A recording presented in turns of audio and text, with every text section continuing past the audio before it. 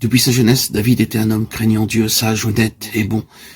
Il fut aussi choisi de Dieu. C'était un homme bon, menant une bonne vie pendant plusieurs années. Il haïssait le mal et s'en tenait éloigné. Mais à son insu, il y avait en David une mauvaise nature cachée, à moins que Dieu ne le changeât complètement et ne pouvait pas être utilisé dans une très grande mesure. L'incident rapporté dans 2 Samuel 11 survint dans la vie de David afin qu'il puisse se voir comme Dieu le voyait. David était un homme de guerre, un homme puissant. Mais plutôt que d'aller à la guerre, ce qu'il aurait dû faire, il s'assit chez lui à Jérusalem. Extérieurement, ce n'était qu'une très petite faute, mais aux yeux de Dieu, c'était une très grande faute. Le second verset nous relate que c'était le soir, et bien que David fût un homme puissant, il avait dormi jusque-là. Il y a tant de gens comme cela qui dorment quand ils doivent être réveillés. De façon subtile, l'homme puissant devint paresseux, tandis qu'il se promenait sur le toit du palais. Il fut mis en face de la tentation. Nos pères spirituels sont de grands silencieux. Il a été séduit Comment pourrait-il autrement nous par la femme nous leur disons notre misère. de Uri.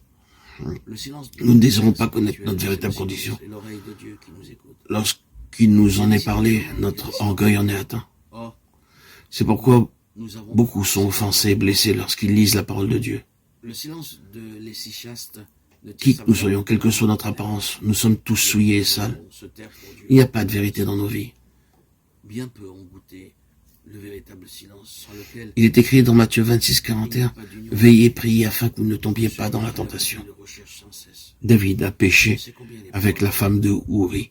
Et pour cacher son péché, il dut imaginer des tas de moyens, des plans et des stratagèmes. Il dut chercher comment faire pour cacher le péché qu'il avait commis avec la femme de Uri. Il devint alors un hypocrite. Lorsqu'il s'aperçut que son péché allait être découvert, il fait chercher Uri, le mari de la femme. Lorsque Uri arriva, David le questionna au sujet de la guerre. Puis il dit, « Uri, tu es très fatigué, tu dois rentrer chez toi, prendre un bain chaud et te coucher. » Le cœur est tortueux par-dessus tout, et il est méchant. Qui peut le connaître? Jérémie 17, 9. Uri quitta alors le palais. À peine le quitta-t-il qu'un homme lui apporta plusieurs plats de la riche nourriture provenant de la table du roi. Combien le roi David était gentil envers Uri ce jour-là. Un péché en entraîne un deuxième, puis un troisième et un quatrième. Ce roi grand et sage devint un adultère de première classe, un séducteur, un hypocrite, puis un menteur. Tout cela pour cacher son péché.